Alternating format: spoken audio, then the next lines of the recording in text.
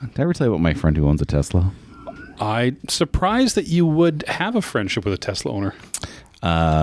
So my buddy who owns a Tesla, okay, so a year and a half ago, we go to Toronto together, okay? Okay. And I say, okay, you're driving to Calgary because I want to, go in the Tesla, see what it's like. That's right. I'm going to interject. Okay. What's tight, like the Tesla truck? No, he has just a Tesla Model 3, long range, rear wheel drive, or all wheel drive. So it's pretty giddy up and go. Okay. So I'm like, I want to go in the Tesla. And so he comes to pick me up, and he's got his old gas car because he was too scared to take his Tesla to Calgary. Okay? Okay. Now, Teslas have this feature where it detects your phone. And so you walk up to it, and it automatically unlocks. It automatically turns on. Oh, just like that. And then when you're done driving your Tesla, you put it in park, you walk away and shut the door, and it turns off, and it locks your door. Okay. So he's been driving this Tesla for like a year at this point, and now we're going in this thing. And so we're going to Toronto. We stop up in the city that we are going to fly out of for some lunch. Yeah. Okay. In the lunch place, it's like 35 minutes. Yeah. Okay. We come out to the car. Okay. It's fucking running. It's unlocked. Okay. Like my bag with my laptop, my passport, my cash. So it never locked. It's no, because he's treating it like his Tesla. He just got up and left it. He just got up and fucking left it. He forgot how poor he actually First off, was. You're a cunt because you didn't bring the Tesla when you were supposed to bring it. Right. And then you do this. Yeah. In a neighborhood where that car should have been gone, but because it was so bad of a car, it was still there. He left it running, like he left the keys or the push button going. The keys were inside the car. This was a key car. Keys are inside the car running, doors unlocked. That is a man who forgot how poor he was. Minimum 35 minutes. Would you rather go to Toronto with my friend, the Tesla owner? Oh, no. Or watch one episode of The Big Bang Theory? Let's fucking plug in the car. That's right. Welcome to Season 2 of Radical Apathy, the show that takes a hilarious and different dive into pop culture, gaming, and life. We're here to dissect the chaos and shrug at the drama, all while asking the question, why does it matter? Let's not care together. I like this. Enjoy the podcast Season 2 and share the communities to all of us.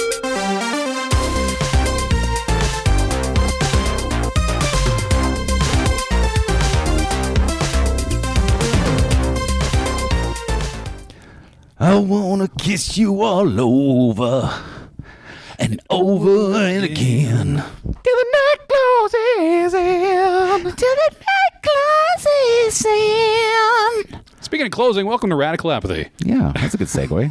Closing. I thought so. Speaking of closing, which has nothing to do with what we're about to talk about. No, because we are a conversational comedy podcast. My name is Tanner. My name is Corbyn. Hello, Corbyn. Hey, what's up?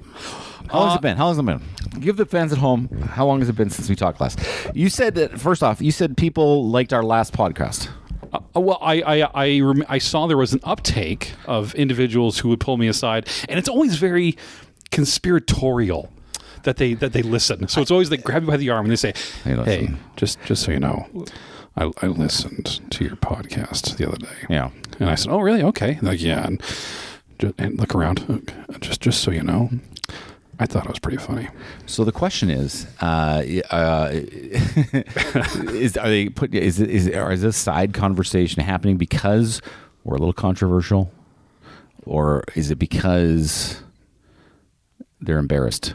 I think it's the latter. You think they're embarrassed? I think they're just embarrassed to say they listened to the podcast, which is fine. You know, we're not for everyone. I get that. Yeah. If we were going to get canceled, it was last podcast. But you know what? One of those fine gentlemen who came to me and said they enjoyed it was from the Pan-Indo-Asia area. So, oh, God. I felt I apologize, sir. No, it was a fun one last episode. If you're listening to this one right now and you haven't listened to one prior to this, go listen to that first. We'll make jokes about it. Yeah. To answer your first question. Yeah. It's been a fortnight since we have talked. The last time we talked was recording the last podcast. 2 weeks. And now we are here together to do it again. You're very. I got to ask you a question. You're very. You're very adamant when I come to your house. You're like, "Hey, look it." Yeah, this is in text. This is my Corbyn impression. Hey, look it. When you come here, make sure you park on the right side of the driveway. And I'm like, yeah, I've done that for 2 years now when I come to your house every time. Because you park your car there. Yeah, and that's the side of your car they park, right? That's the side my car goes on. When 2 years ago when we started doing this, you told me that. But you still text me that probably once every 2 months. The only reason why I did it this time is because Dallas literally just left Dallas is my wife. Yeah, she just literally left the house to go grab us some snacks for later tonight. Okay. So I didn't want any imperial entanglement. Is it like a gopher situation where if I can put my vehicle in her parking spot, I'm now the wife of this household? Yeah. And she you has didn't to like go my imperial else. entanglements reference there just now? Let's say I just trying to avoid any imperial entanglements. No, I missed it. If I'm being honest. Wow. Missed it. That is so fucking sad. Yeah. Oh, man. We were talking before we started the podcast. Slang. Okay. The slang terms the kids are doing. Yo, have you ever used the word mid before? I'm going to throw some out at you. Just tell me tell me your thoughts. Yay or nays yet. Go. Have you ever said anything was mid? Nay. Neither have I. Hey, did you got any Riz? Nay. Do you know what Riz is? I do. Okay, it's charisma for those kids at home. And I told my son if he ever said Riz around me, I'd punch him. Okay. And then, so now the kids are moving off of Riz. Oh. And the new thing they say now is aura. She's got an aura. I have heard She's got an aura about you. Aura baiting. I've heard people say aura baiting. I don't know what that means. Like one's aura is greater than the personality of the one. So that person looks like they got the Riz. Yeah. And then when you get up there, they're a diz. What is your going back to when you were younger? What was your favorite like slang term that you used that you look back upon and you're like, maybe not? You know what? I don't remember. I've got one. There's one thing I remember. When I don't know how old I was. I would have been in high school, and there was an older family friend, probably like 3 to 4 years older than I am. But back then, like in high school, that's a big deal, right? Because it means a lot more back then. And I remember I was at this house. We were just there for something. I was sitting down with him. He could give less of a fuck that I was around. And he said, "Right on." And I remember sitting there when he said it, I was like, "Right on." I'm like, that's so fucking cool. Yeah. Of a thing to say, right on. And I immediately started saying right on for everything. Yeah. Oh, right on, bro. Right, well, not the bra part, but right on, because we just said right on back then. So that's what comes to mind. Ready for mine? Go. Okay, so in my family, this was nowhere outside of just my immediate 5 people in my family. My dad, my mom, my 2 brothers, and me. Okay. I don't know how it came up, but we collectively decided that people named Doug were kind of like... Meh. Yeah, losers. Yeah. Okay. So if you did something stupid in the family, you got, hey, you fucking Doug. Like you got called out as a Doug. You got called a fucking Doug. You fucking Doug. Okay. Like you fucked up the dinner. You did something. You made a mistake at school. You fucking Doug. And we did that for years. Called each other fucking Dougs. Okay, but that's more. And so I want to take claim on this because all these people are like, Karen. No. I came up with this first. Me and my family. The naming. Shaming. The name shame. I think the zeitgeist of the male Karen is a Kevin. Well, I think is what they call it. But not in my family. It's a fucking Doug. But yeah, exactly. To your point, your family's go-to phrase was a Doug. But that's not a general phrase. So what general phrase used by the population did you use a lot? Oh. I don't know. I said everything. I said all the things. Well, honestly, you know what I did a lot, and I'm not sure if all the people did it, but I was a big fan of Evil Dead and Evil Dead 2, so I said groovy all the time. Groovy. Yeah. And give me some sugar, baby. Yeah. Okay. Yeah. You're old enough where groovy was still a thing. Yeah. Shut up. What's on the docket today? What's on the docket? Walk us through it. We have. We're going to touch on what you're playing, what you watch, what you're reading. Yeah. We got involved in there. We got some movies that Corey and I said we were going to talk about to this podcast. Yeah. We have some gripes we got to get into. Oh, dude. And we got a great top 5. I have a great top 5. And I got a cool game. I'm really excited about this game. It's how should I call it? I'm going to name it right now. Name it right now. I'm going to write the name down. It's called. We'll just call it Battle of the Sexes for now. Battle of the Sexes. Which is probably not a great name, but we'll figure it out. We fired the Jazzy Delight guys. Yeah, they're out. Just so you know. So if you're looking for them, they're homeless. Yeah, they're out. I want to tell you right now, before we start, you gave me a top 5 topic to this week, okay? And I have taken it and turned it on its head. Okay. And I'm giving you the most inventive Okay. Top 5 version of your list that you've ever had. Because I know you're coming in with some just standard shit. I'm coming at you with I'm coming at you with 5 glorious examples. Okay, if I worry though, you say that, and then when it actually happens, you'll be like, "Oh, from Happy Days, it was exciting." Anyway, we'll start. I'll have you know, nobody was recasting Happy Days.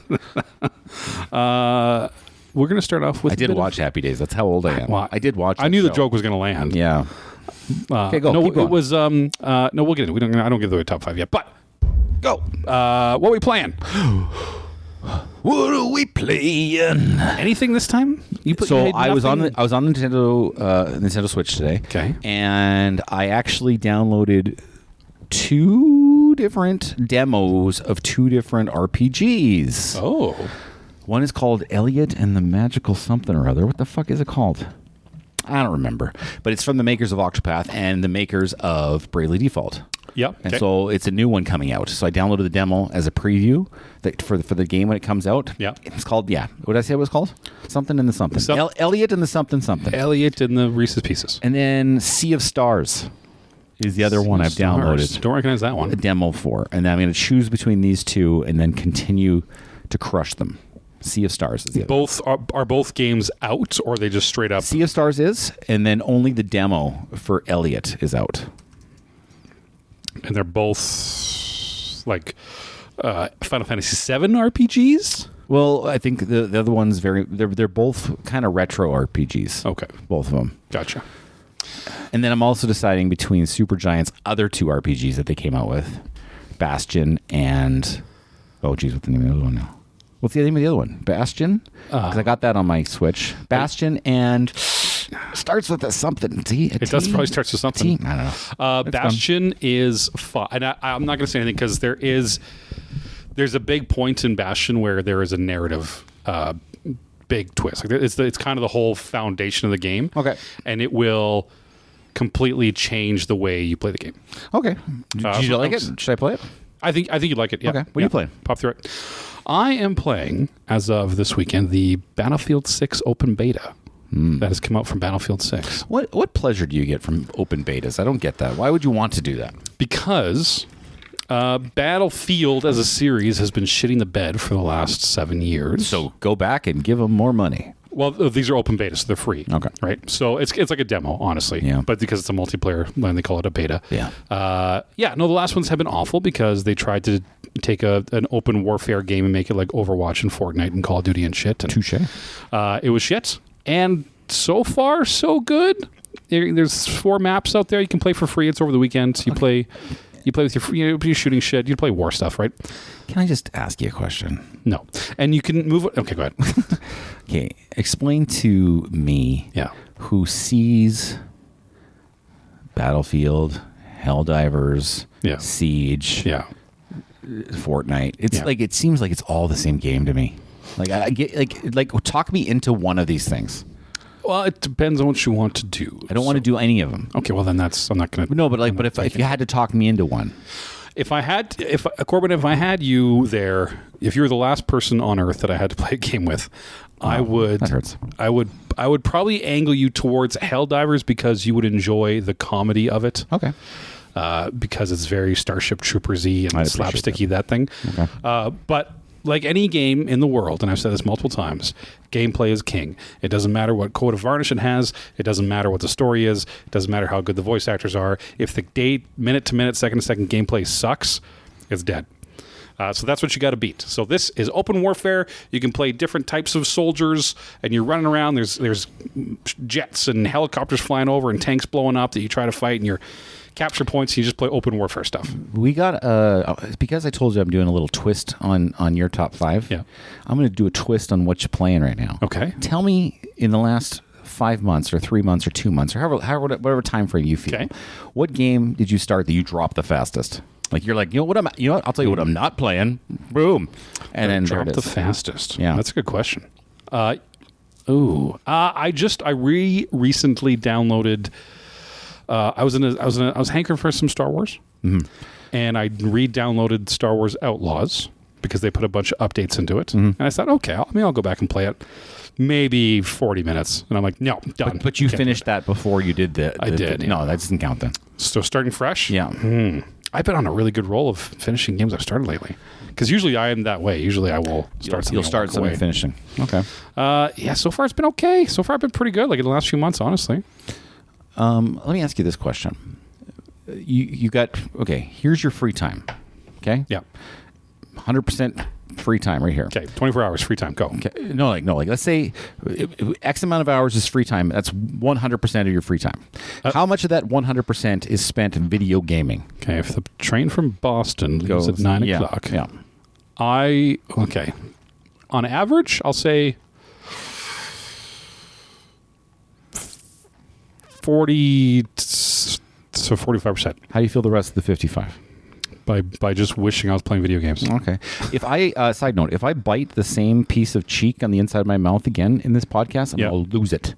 I've done it twice already. You've hit it well. Yeah. Can we come up with a plan right now where if you do bite this inside your cheek, we'll say something and the audience will know what happened? Yeah. What would she say? Uchi mama. Uchi mama. Yeah. So we drop one of those. You just bit your mouth. You're now bleeding internally. Oh God, I hate it. That's what we're playing. But as anything, play the beta. It's free. Don't pre-order the games. Don't fucking pre-order anything. Wait till it's out. Wait till you see the review. Don't spend your money on shit that's garbage.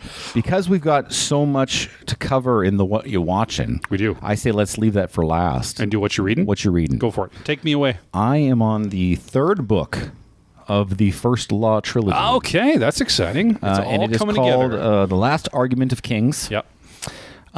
This is a weird trilogy for me. Yeah.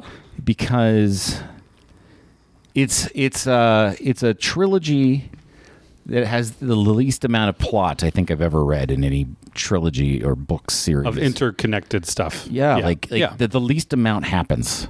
Yeah. Like there's this whole book in book 2, and it starts at the end of book 1 and it goes through the end of book 2. Yeah. And it's like it's a fantasy series, so it's the quest, right? The main quest. It's the hit in the road. And they get to the main quest and it's like, oh, that didn't work. Yeah. It was the thing we're looking for wasn't there. Oh, shit. Okay. Wow. And then they come back in the third book and they're just, okay, we're just doing different stuff now. Yeah. And I'm like, this is so everyone this praises this trilogy, and I'm just not seeing it yet. I'm still hooked and reading it because I kind of like the characters quite a bit, and that's the kind. I think that's probably the biggest draw of the story. The characters are really good. The characters are very well written. They develop very well. Can you get them to do something that's worth being interested? Like it's not interesting. Yeah, it's like the majority of seasons 5 through 7 of Game of Thrones, where you watch it, you really like what you're watching, but if you actually sit down and analytically look at what you're like, okay, nothing really happened this whole time. Yeah. Like the overall story didn't develop. So I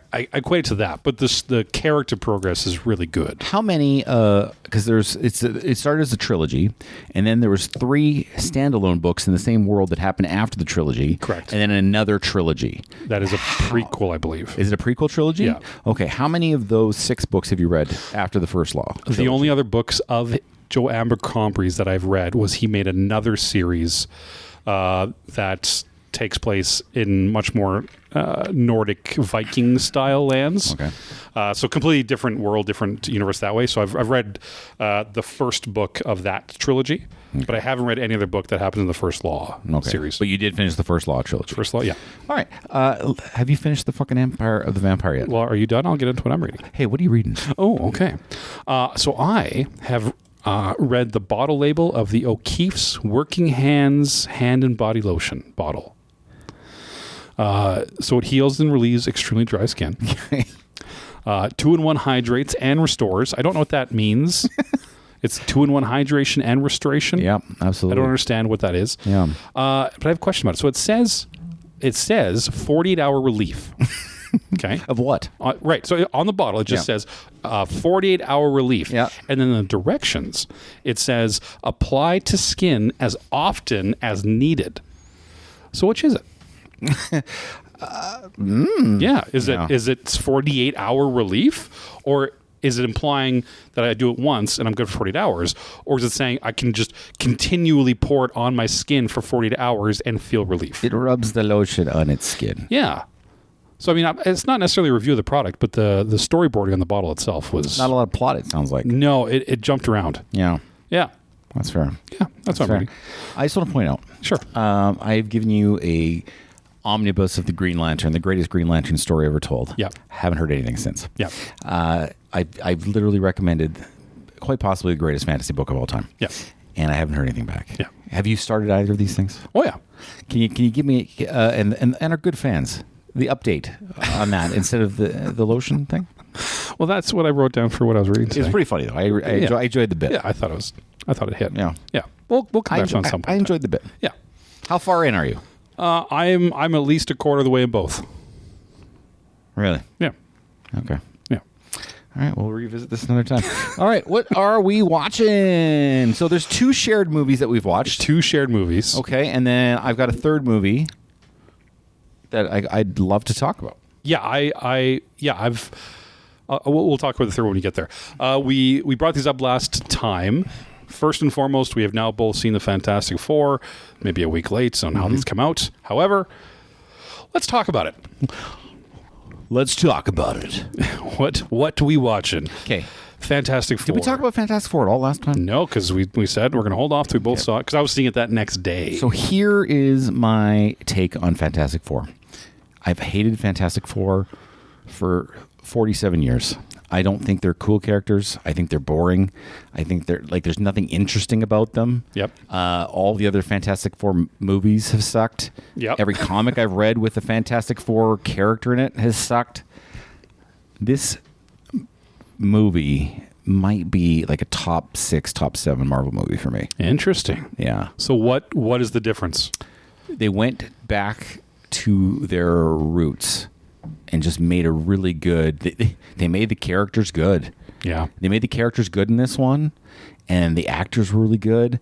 And I don't know. It just got me. It just got me this time. I'm like, this felt like an epic, small-scale movie. Does that make sense? Yeah, that's a good way to put it. It was an epic first entry to a movie. We're not talking multi-dimensions. We're not talking integrating into every other MCU movie. Go back to the formula that got you here. Yeah. And that's what they did. There is no other movie involved in this movie. Like, there's no there's Doctor Strange secretly, blah, blah, blah. No, it's just this is locked in. They do their own song and dance, right? Yeah. I agree with you. It is definitely, it was way better than I thought it was going to be. I did not have high hopes for this movie going into it. Everyone likes the aesthetic because it takes place in obviously a different different dimension or whatever, different world from the usual Earth. But it's 1950s, 1960s, 60s, future noir type, future fantasy type of world. It's on a different. It is on a different Earth. Different Earth. Yeah, they go. They're like, oh, this is Earth 258, 56, 999. You're like, okay, whatever. But I agree. The biggest point: the characters are the best they've been in all the Fantastic Four movies, and everyone did very well. Rank out of the 4 of them. Rank the 4. Go. The 4 of the characters. This presentation, this performance, rank the 4 characters favorite to least favorite. Sue Storm. I agree with that. Yeah. Number 1. Johnny Storm. Okay, I disagree with number that. 2. Okay. Mr. Fantastic, and then Ben Grimm. And the only I like that actor who plays Ben Grimm. His name is Eben Moss Backrack from The Bear. Yeah. Yes. Oh, he's a bear. He's also in Andor. Bear. He's also in Andor. Yes. I like him as an actor, actually. He's a really cool actor. He's got a style to him. He does. But that is hard to do as a CGI character. And they didn't give a lot of Ben Grimm to do. Now, they did the one thing I like in these movies. They don't make you live through the beginning parts and learn about... You know what they... Oh, God. But what do they do really well with it? I'll tell you what they did. That I think when you leave the movie, you don't notice it right away. But like a week later, you're like... Oh man, like that's really interesting. They had a superhero movie that like didn't really use their superhero powers for 90% of the movie. Yeah. And you were like completely cool with it. Yeah. Because you were more engaged with like the family and the dynamics. Yeah, it was way more centered around the character dynamic rather than the spectacle of like literally a Thing does one the thing. Same with Mr. Fantastic, and he does it for like sure. 6 seconds. And I think he's stretching for maybe 18 seconds of the movie. The only time he really stretches when someone else does it to him. It's not even him doing it. That's true. Johnny Storm probably does the most. And he's just doing it because he's chasing tail. Yeah. For the most of it. Yeah. All 4 characters were really What did you think about the Silver Surfer? So they're using Shala Ball, the female, technically the wife of Darren Rand. Norrin Rand. Norrin Rand, sorry. But obviously not in this version of the story. Yeah, no. So I, as you know, and you'll hear later on when we talk about another movie here tonight, I really dislike Julia Gardner. Oh, really? Yeah. I find her very unpleasing to look at. What else is she in? Because I just heard what you said. She first came to prominence as a really, really good character in the Ozark. Oh, Ozarks. Okay. Yeah.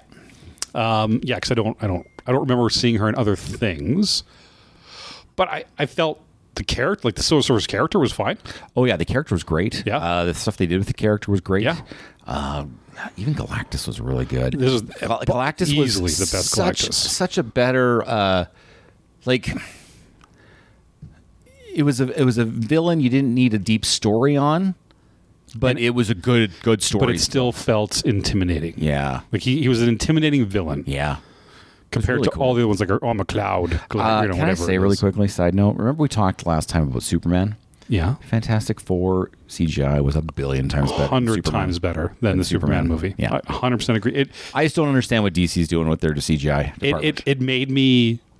I went back and YouTubed some clips of Superman after this one, because we talked about it, and it is shockingly bad how different it is. That being said, I totally bought Superman today on digital. So okay. Well, I mean, they're getting their money because they're getting that money. But one thing I learned interesting about this movie, and if the trend continues, it is estimated that by 2027, 97% of all characters will be portrayed by Pedro Pascal. We're going to talk about another movie next, starring Liam Neeson. Yes. So there's a video going around of him showing up at a premiere, just at a random movie theater in New York. Yeah. Before the movie started, before The Naked Gun started. Yeah. And he says, "Thanks for coming, blah blah blah," and he's like, "And just so you know, Pedro Pascal's not in this movie." Which is a great jumping out. Just really quickly, what would you rate these Fantastic Four? You said one of your top 10? Yeah, this is a 9 out of 10 for me. This is one of my top, probably 5 to 7 Marvel movies. Okay. I don't hold it that high. Like, it was good. Yeah. It was better than I thought, for sure. And I would recommend you go see it. I think it gets a higher mark because it won me over so much. Okay. I was such a doubter. Yeah, I was. And it won me over so much that it jumped higher. So maybe a little rose-colored glasses. Maybe. But it is still good. I'm not going to say don't see it. It's a good movie. What do you rate it out of 10? It's a solid 8. Yeah. It gets there. What we should have done is we should have kept our Marvel rankings, and then every time a Marvel movie ends, we go on and we add it to those rankings. God, I guess we can back and listen to it, but that was dumb. Seems like a lot of work to do. Yeah. Let's talk about our next movie we both saw. The Naked Gun. The Naked Gun. The Naked Gun. Dude, I've been waiting for this movie my entire life. It feels like. Fill the listeners in who don't understand what that is. The Naked Gun is a classic 70s, 80s spoof comedy. Like, some people call it slapstick. I say more spoof. It's parody. Parody. Yeah, it's a parody. Spoof. Yeah. You know what? This movie jams in more jokes per minute that land than almost any movie I've ever seen. Even all the old ones back in the day that we think are so amazing.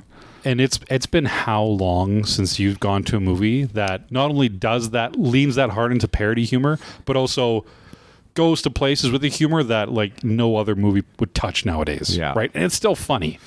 I laughed so much in this movie. This was 2 hours of straight laughter. Yeah. And I loved it. Yeah. Liam Neeson does very well. And it's the same reason why Leslie Nielsen, who in canon and world played his father, but the main protagonist of the first 3 Naked Gun movies from back then. But the reason why they play it so well, and one of my favorite parts of this comedy genre in general, is they play it straight. 100% straight. Right? Everything around them is absolutely ridiculous and nonsense, but they just play it as a complete straight policeman, like, oh, that's okay. There is no way for us to... My brain's not good enough to go back and recollect the majority of these jokes. because they're thrown at you so fast. Yeah. But just off the top of your head, what was one of your favorites? Right out of the gate, the whole plot device to the movie is a literal plot device. Yeah. It's a device called the plot device. That started off good. That's literally that was start. Literally the very first joke of the movie was that. We have to go find the plot device of the whole thing. And that's really where you're going into it. He goes to the guy's house to go find him because he's a cop, and he goes to the guy's house and he walks in and no one's there, and he steps in a pool of blood. He says, "Oh, I stepped in this pool of blood. I got it everywhere." And there's a bloody knife on the counter that says "Pick me up" written on it. And he's like, "Okay, I got the knife. I have your knife. Where do you want me to put it?" Hello. And then it keeps playing out. Pick this microphone up and say, "I killed so and so at this time." It's like, okay, that's weird. All right. So I originally told you on text what my favorite joke was, and it was about a certain resort at the end of the movie. I don't want to spoil it for anybody, but that's probably my favorite joke. But I want to just go back and just touch on, there is a sequence in the middle of the movie. It's like a montage sequence, and it's an extended montage sequence. They go on a little vacation, him and Pamela Anderson, to this cabin, and it's within this little montage is a whole like plot of another movie. Yeah, an entire other movie takes place in this plot. Yeah, it's a montage. It's a relationship montage. Motherfucking montage. Yeah. And it is hilarious. I laughed so hard at that. I did too. Sequence, and I don't want to. And that's another thing I don't want to spoil because it's so ridiculous. The jokes are good. It's so ridiculous. It is. It'll be the best comedy of the summer. How did Pam Anderson do? I haven't watched Pam in anything in a long time, except for my weekly watch of Barbarella. Yeah, absolutely. But she honestly, I was really happy with it. I thought she came in. She hit the humor. She leaned into this Scatman bit so hard, and I was like, I was watching it and I was laughing, and I'm like, good for you, Pam. Like, you didn't expect that out of her. She did not take herself seriously in the filming, and it was perfect. Yeah, and it worked very well for the film. Yeah, actually, you know what? One of my it's very stupid. Yeah. Okay, I'm gonna go over the joke. It's very stupid. Anyway, she walks, very first time she meets Frank Drebin Jr. Yeah. Walks into his office and goes, "Here, take a seat." And she goes, "No, thanks." and then by the end of the scene, they get in a fight, and she goes, "You know what? I think I will take that seat." And she takes it with her. And just walks out the building with this fucking chair. Yeah. I enjoyed it. I laughed for 2 hours. No, not even. It is a tight 90 minutes. No, it's more than that because. No, it's not. Hear me out. The end credits. Yeah. Not only they did it exactly what the original ones did, so the credits you got to read them, and they're hilarious. Yeah, there's a sports joke I don't want to waste on you, but there's a really good sports joke in there that I sent a friend of mine who's a sports fan, and she laughed her ass off when I sent it to her. But then Leslie Nielsen does this song at the end. Yeah. And it is, and then I found out Liam Neeson, sorry, and then I found out there's actually another scene I think behind the credits that I didn't stay for, so I might have to go see it. I didn't stay all the way to the end. Yeah. Oh yeah, but that's watched most of the credit stuff. The song that Liam Neeson, like the credits are fantastic. And we both like the movie. How do you take now that Liam Neeson and Pam Anderson are a couple? I say, you know what? Put it this way. Working on a comedy project brings people together. People like laughing. People like making each other laugh, and that creates bonds because you learn boundaries. You learn what makes someone tick, so then you can really kind of hammer it. You learn likes and dislikes very quickly. And so, I'm gonna liken it as an example to us. Yeah, we did a thing a couple years ago, and there was 5 of us, and it was just us trying to make each other laugh for 6 months, and I think it brought us closer together. So. It did. Worked. Yeah. You don't. So I think it's awesome, and I think naturally, you know what? A comedy's going to bring someone together way more than 2 actors doing a romance or something. Oh, for sure. Yeah, that'd be awkward as shit. Yeah. So no, I really enjoyed it. Like a solid 8.5 for me. Again, 9 out of 10 for me at least. It's my second favorite movie of the year. It was. How do you have that? Fuck, what has come out this year? Sinners is my favorite movie of the year. Then The Naked Gun. Okay. Then there's like a tie with Mission Impossible and this movie I'm going to talk about next, I think. So The next movie we're going to talk about, Yes. it is a horror movie. Horror movie. Which and as our fan knows that I don't like horror movies. No, he's scared but of horror movies. I did. Scared's not the right word. I'm aware of horror movies. But that being said, I knew that you were going to want to talk about it without knowing. So I did watch in-depth reviews that I know the whole plot of the movie now without having to suffer through it. Remember Uncle Buck with John Candy? Yeah. His girlfriend, Shanice. Okay, yeah. Okay. She has the greatest performance in this new movie. Is that the aunt? That's the aunt. Is it really the aunt? She plays the aunt in this movie. It's called Weapons. And it's by the guy Tell us about it. It's a movie called Weapons. It's directed by something Matt Krager, I think his name is. And he directed the breakout horror hit of like 2022 called Barbarian. And I'll tell you right now, Barbarian, the first half of that movie, the tension I felt watching that movie was like next level. And what he did in this movie, this new movie Weapons, he did that for the entire movie. Except for a small sequence at the end of the movie, which was half satisfying, half comedy bit. Yeah. And it was hilarious. Because this guy, he was the writer, one of the creators of The Whitest Kids You Know, The Whitest Guys You Know. It was a comedy sketch show. Okay. So he's a comedist. He's a comedy writer and sketch show guy. Yeah. They had it for like 4 or 5 years. They had this comedy sketch show, and then he did Barbarians. Yeah. So before we get into the movie, why are comedians so good at writing horror movies? Because comedians are experts at manipulating feelings. And timing. And timing. And timing's a big part. Yeah. Yeah. And timing's a big part of that. Yeah. I think that's the whole reason. Yeah. You know what I mean? I think because two things you can't control. You can't control what you laugh at. Yeah. And you can't control what you're scared of. Oh, that's a good point. And that's the reason why comedian Jordan Peele. Yeah, that's what I mean. All the biggest like horror hits have come from comedy roots. Yeah. Yeah. What I'm very excited for is this guy's taking on Resident Evil. Yeah, he's doing the next Resident Evil. So hopefully that's good. But let's talk about Weapons for a sec. So the premise of Weapons is a school teacher played by that very, very ugly Julia Garner. Julia Garner. I'm sorry. You're not ugly. You're just unattractive. Anyway, unfuckable. That's a good way to say it. The unfuckable Julia Garner. That's how they announce her at the Oscars.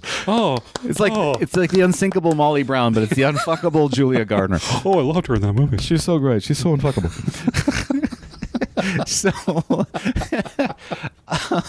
So she plays the teacher. She comes to school one day, and so she has 18 students in her classroom, but 17 didn't show up. Okay, and they all went missing at 2:15 in the morning the previous night. And they all have like house cameras, security cameras. Yeah. And you see the kids just running out of the house at 2:15 in the morning. Yeah. And they've just disappeared. When I saw the first trailer for this movie back whenever, the first thing I thought of, because they just show a bunch of kids like Naruto running in the street and like running away into the distance. Yeah. The first thing I thought in my head when I saw a trailer was, oh, this will be a Pied Piper story. When I saw it, without knowing anything about it. Okay. But you know what happens now. I do, and when they so there's a resolution. There's a reason why stuff happens in this movie, and it's kind of generated by one specific character. Mm-hmm. Okay, but what's kind of cool about it is they don't sit down and sit there and explain it to you. Like there's a lot of it you just kind of got to leave the movie theater going and just kind of put it together. Yeah. And the way I put it together is the person that is responsible for all this has been around a very long time. Yeah. And they've done a lot of things to extend that life. Yeah. You know what I mean? Yeah. And so very like master manipulator and no feelings. It's kind of, remember like I was telling you about the vampire book I'm reading, right? Yeah, we've talked about it. So like for instance in the vampire book, what's cool about vampires in this book is they've been around for so long, they just view people as food. Like it's unemotional. Yeah, like I don't care if you can talk or whatever. It's like unfortunately how we view cows. Your right? chattel. Yeah. Yeah. We view cows, right? Yeah. Same thing here.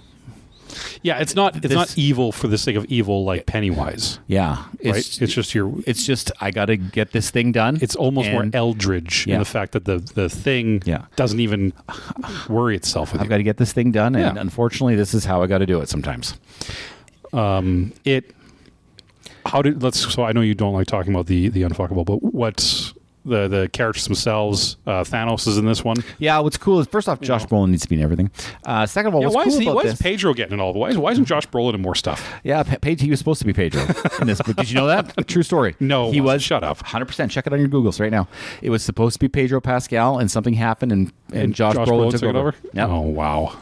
Anyway, I don't mind Pedro Pascal if he's good in everything. Well, yeah, no, that's the thing. He's not a bad actor. It's not to say he's bad. He's just so she is in this movie.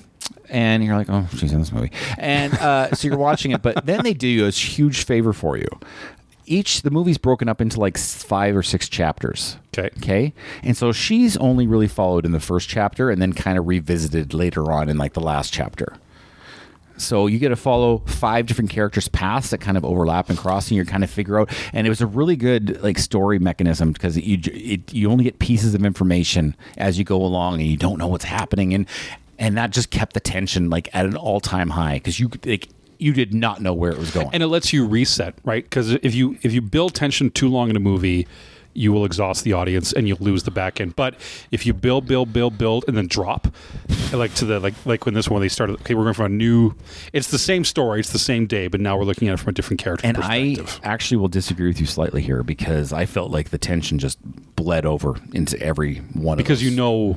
I'm just like, you saw the other side now, right? I'm like, the whole movie. You remember I tell you like a white knuckle? I grabbed that napkin. Yeah, this napkin was grabbed. So I went with our good friend Allie. Yeah. And so she likes horror movies. Yes, and so she's like and then Ryan. You don't know Ryan. We don't, anyway, long story. Allie. Anyway, so we have the whatchamacallit, shared love of horror movies. So we go to horror movies all the time, but. She has a barometer. She's like it's a scientific way, a statistic way. It's pronounced thermometer. She has a statistical way to know how scary I think a movie is, and that's by how many times I hit her during the movie. Because I'll just forearm her like on the side or give her a smack. Like, watch this. Oh, this is happening. Like that kind of a thing. And you start smacking away. Like, okay. Shit. And she's like, I was like a 5 smack right there, or a 5 smack or a 5 hitter right there. So that means it's good. The more hits, the scarier it is. Yeah. Did the story pay off? You know what? It paid off in a wonderful way that you don't expect it's going to pay off. Okay. Like you get there and you're like, oh, this is weird. Okay, why is this happening? And then there's a resolution.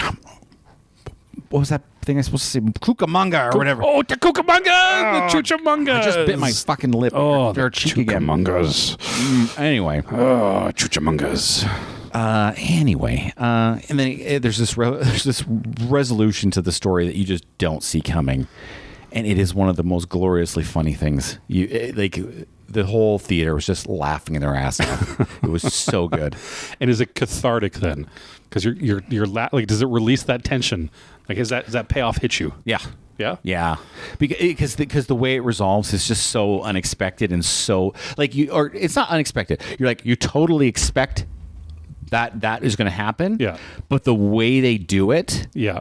Is so funny. Like it is, and they just stick with. It's like we got this good joke. Yeah. But we're sticking with it. Yeah. We're not leaving. We're not going to leave it. We're not taking the camera off this joke, and it just happens, and it continues, and it continues, and it continues, and each time it gets funnier and funnier and funnier, and it's just great. It's a great ending. But again, you're sitting there, you watch, and you leave with this great laugh. You feel good. Yeah. But then you're like, okay, now I got to piece together what is this person? What were they all about? Like, what's going on here? I can respect a movie that doesn't pander to an audience, doesn't pretend you're stupid. Yeah, it was pretty good. Good. Really good movie. Out of all 3 of them, which should our audience go watch first? Listen, the easy answer is Naked Gun.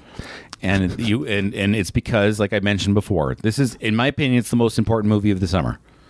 Because if people don't go see this and the movie doesn't make money, they're not going to make these things anymore. And we're not going to get to laugh communally in a theater together anymore. Yeah. That's the most important movie to go to. Which is very fun. Which is so fun. To sit in a room and laugh with everybody. Yeah. Yeah. Shared humor is so good. Very important. That's it. Yeah. We fired our Jazzy Light crew, so now we're going to talk about some general gripes. General gripes. General gripes. Gripe in general. So, I mean, it's not a gripe, okay? Okay. But it's a topic. I was sitting there thinking about this the other day because remember I told you, okay, like I started the vampire thing and I'm like, holy shit, I'm reading Yeah. I'm reading a fantasy series. This is what I'm reading. I'm a fantasy guy now. You're a now I'm fantasy reading my guy second now. fantasy. And you just read into another one. But then what I thought about, I'm like, no. I go, because I read Harry Potter, and I guess that's a fantasy series back in the day. And then it got me thinking, Harry Potter will never happen again. And what I mean by that is, I don't know if you remember, and I don't know if you were part of it, but I was part of it. The craze of Harry Potter? Where there is a book release for Harry Potter, and not your city, not the country, the world shut nuts. down on that day. Yeah, everyone got so insane. There might be a fantasy book within the fantasy community that does that for a fantasy, you know what I mean? Yeah. Like maybe like a Joanne or Bercrombie book would be like, oh my God, everyone. So maybe the fantasy, but this is every genre of book reader. Yeah. Went and said, I'm going to go buy this book. I disagree. It'll come. You will have, it's cyclical. You will have the Game of Thrones, the TV show, not the book, because the TV show was everywhere. The book's not so much, but the TV show hit everyone. Everyone went insane for it. Here, time out. Let me put it this way, though. I'm going to put it back to you. Put it back to me. Winds of Winter's going to come out, and 95% of the people who watch the TV show are not even going to go stand in line for that book. Because the books weren't it. The TV show made. But I'm talking about books. Yeah. I'm talking about books. I don't think Harry Potter will happen ever again in our lifetime. I mean, the Hunger Games came close. No. Nobody shut down for the Hunger Games. People lost their minds for Hunger Games. Nobody shut down for Hunger Games. No. I mean, it'll happen. I mean, it's cultural. Like people will grow up and they'll forget, and then someone will come up with a story. We hypothesize. I'm going to say something very controversial. Okay, are you ready for this? Yeah. We hypothesized as a world community. About what was going to happen in Book 7 of Harry Potter. Yeah. More than we talked about what would happen between Force Awakens and Last Jedi. Yeah, because no one liked those movies. I mean, you're right. Like, I'm not saying nothing since has hit as hard as Harry Potter. I agree. Because I grew up there, I saw it, and people lost their fucking minds. But it will happen again. And we think about it, just from like a side note, which is kind of cool. Like all of us, we got first edition Harry Potter books. That's pretty cool. Yeah. You think about it, because like our kids down the line could have first edition Harry Potter books. Yeah, that'd be kind of neat. Yeah, anyway. Yeah. No, they like it. Stupid one, but I just wanted to bring it up. I mean, it's literally going to be a brand new television show all over again, and do the whole thing all over again. Yeah, we'll see. Right. We'll see. Quick update for you. Go. Did you find the Phantom Shitter? No, I'm still working on it. Okay. But those youths that broke into my building, they were caught. Did they? They were caught by the cops, and the cops made them pick weeds in my building for 3 hours as punishment. That doesn't seem like a whole lot of punishment. They said it was either that or nothing. So they brought them over and at like 7 o'clock at night for some reason. But then, they made them pick weeds, and all the old people went and stood up front and shamed them. You know, like in the Game of Thrones episode where Cersei walks down, they're like, shame. Yeah. Did you shame as well? No, I wasn't there. Were they on their balconies, or did they come to the ground floor and shame? Both. Oh, yeah. That like all the dogs got walked like 4 times in an hour because they kept coming out. How old were they, if you can mind me tell? Or you can't tell me that. Or can you tell me that? They were youths. That's what I know. Older youths. I mean, you saw them at your buildings. I was wondering. Yeah. No, that's kind of cool. So they can't. I mean, they're not going to jail or anything, but they had to come do some public service. Disaster averted. That's good. Calmed the boomers down. I'm glad that happened. Yeah, I'm glad that happened. Yeah. It's good. I think it's a satisfying outcome for everybody involved. Maybe even them. Yeah. I went to the Keg the other day. Oh, I like a good keg. Okay. Keg is a steakhouse, a local steakhouse. It's worldly. And I got sat down. Yeah, as they do. Okay. And then later on during the evening, I had to go wash my hands. And so I had to walk through, and we were very far away from the bathroom, probably the farthest you could probably get. Okay. And so I had to weave through a bunch of tables, and I noticed something. Only the old people order mashed or baked potatoes. Okay. Nobody who was under the age of 50 had a baked potato. But everybody over the age of 50 had a baked potato. Interesting. And I want you to go back into your life and just hold on. When is the last time you ordered a baked potato at a restaurant? I don't think I ever have. There you go. Yeah. Wait, are you allowed to eat potatoes? I can. Okay. I'll do the twice baked potato at the keg, but they just have the shell of the potato and fill it full of mashed potatoes. Yeah. So it's not, and then bake it. So it's not real. You're just, you're using the dead carcass of a potato. I can't remember a time I've ever ordered a baked potato. Yeah. It's weird. It's an old person thing, man. Yeah. I wonder, and because then they still put cream and cheese and bacon bits all over it. But okay, that's an interesting point. I never thought of that. Yeah, no, that's weird. To look into old that. People don't order baked potatoes. Have you ever screwed with a security guard? No, I don't think I have. So, what did you do, buddy? You know those plainclothes security guards that try to pretend like they're undercover security guards, like at a Walmart? Or something? Like at a box store. Sure, yeah. So I walked in to a local store, and I could tell right away the guy keyed on me because I guess it wasn't very good. But he kind of starts doing that thing where they kind of like stand at the edge of the aisle and they just kind of lean around and see if you're what are you doing, and then go on their way. What were you shopping for at that time?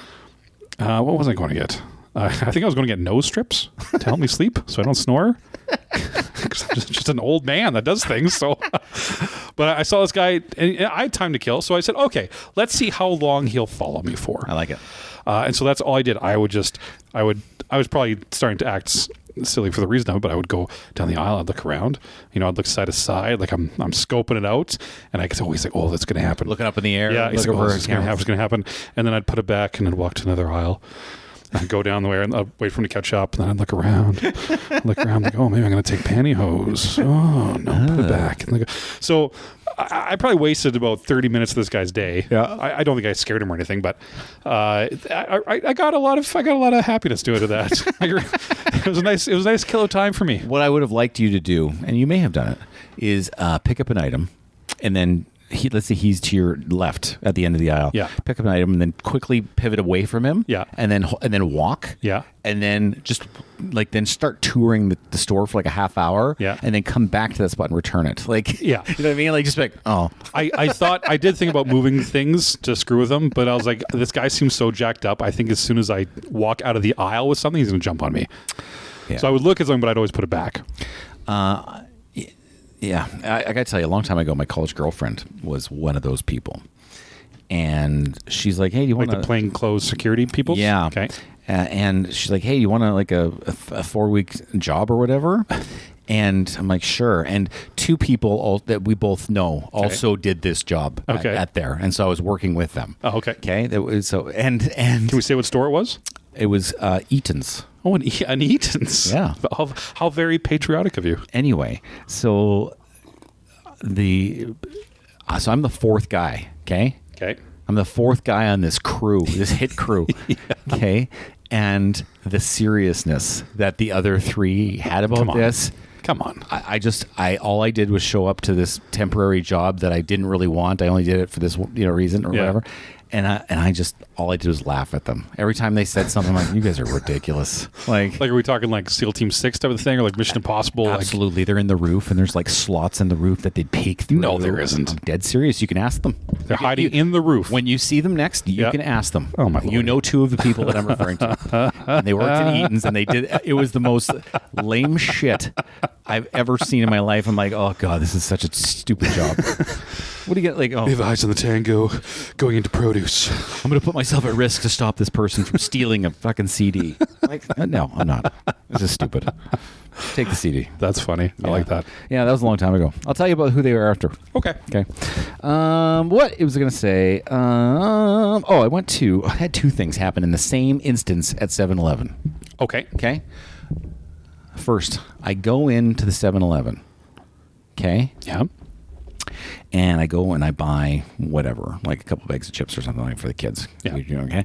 And then I get to the till, and a lot of stores are doing this. Okay. Like supermarkets and Walmarts specifically. Yeah. And I really don't like this. And that's the donation.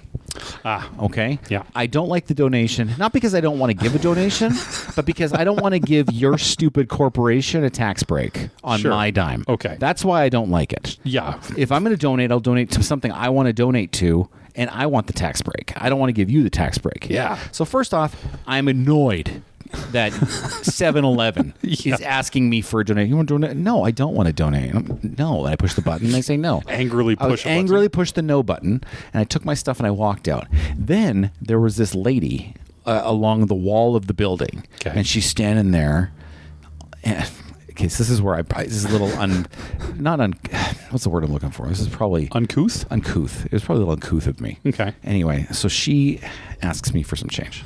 This is outside the store. After I already turned down the donation, then now you have a real life person. Now I have a real life person where I could choose to donate. Yeah, you still won't get a tax break, but I won't get a tax break.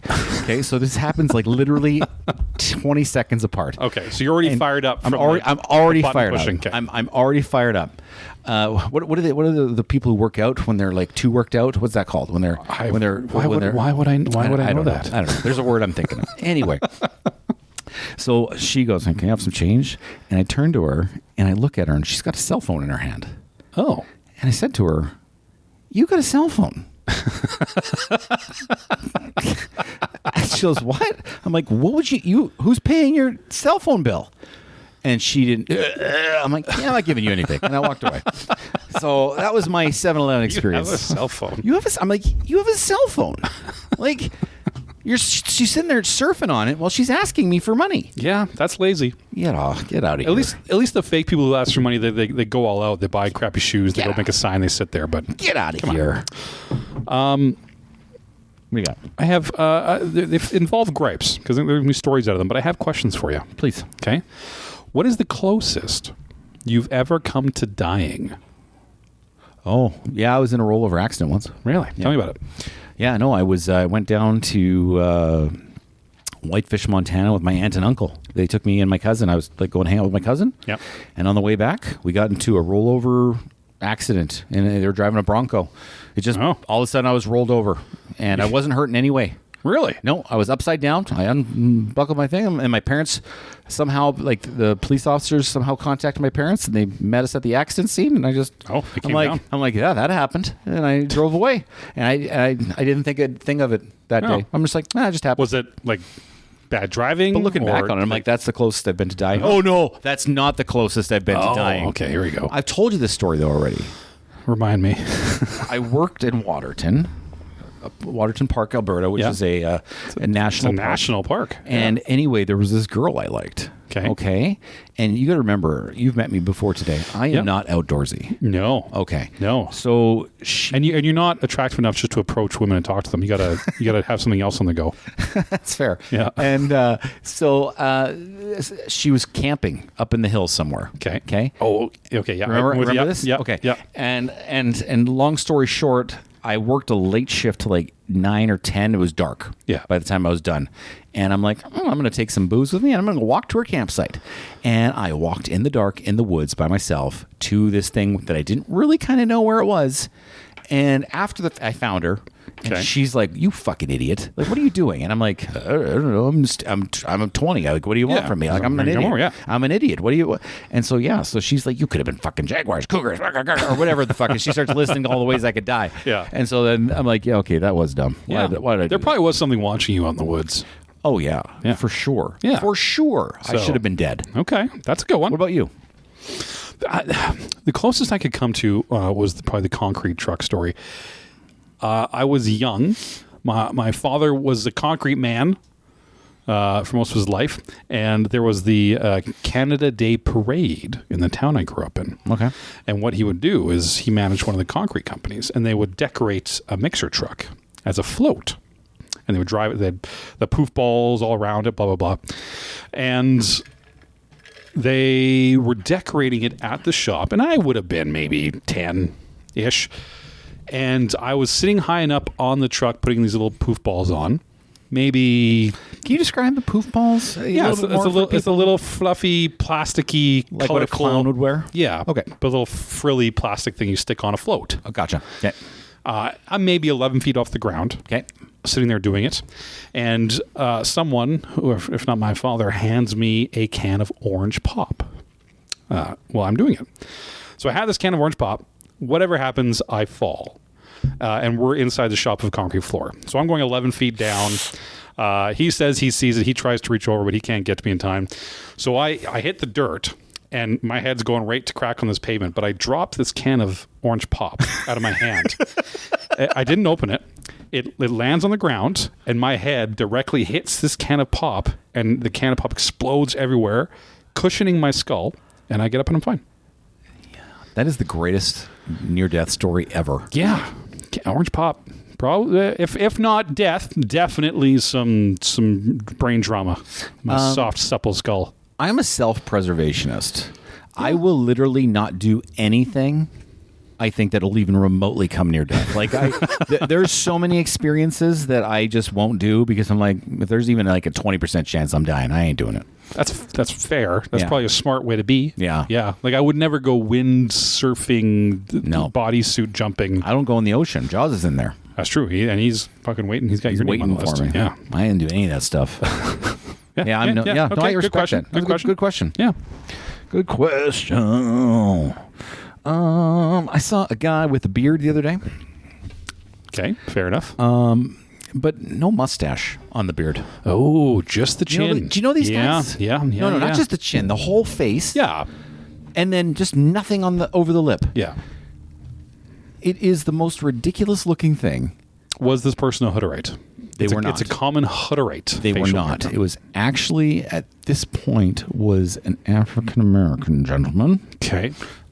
Not a Hutterite. Okay. No. And and it just I just look sometimes when you're in public and you're like looking at something and if they catch you looking like the way you are looking, like you're in trouble. Yeah. You know what I mean? That's how I was looking at it, because I was looking at it not just to look at it, I was looking at it to figure it out. Like, how did we get to this today? How did this guy get up, take a shower, bathroom, brush his teeth, in the mirror, looks at that arrangement of facial hair, and points at himself and goes, perfect. Like, how did that happen? And so that's how I was looking at him. That's how I was looking. Were you caught staring at this man? No, I'm very stealthy. Okay. But that's how I looked at him, and I just like, so I just want your thoughts on the no beard. There's no mustache beard. The only thing I can equate it to, like I said, is a Hutterite. Who in our local area, I mean, the best thing I can, if your broader audience, would be an Amish type person, but they do it because it's more of a cultural thing. So maybe it's a cultural choice. Listen, can I just say right off the hop? Yeah. Anything Hutterites do? Yeah. I just kind of, or Amish? Yeah. I throw that to the side. Yeah, and that's fair. I'm like, I don't include you in the statistics. Yeah, that's fair. You're outside this sample size. Yeah. But when normies do it, I got issue with that.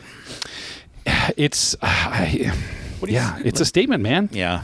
Maybe he just doesn't want to get soup on his lip. I've seen you without a mustache before. And what did you think? And I think if you like shave your mustache, even with your beard right now, it would be epic. It would be bad. Just think about it. Epically bad. It'd be bad. You know what? That'd be a good Halloween costume. We want to go as Amish for Halloween this year? Sure. Yeah? Yeah, but you know what to do. Spoilers.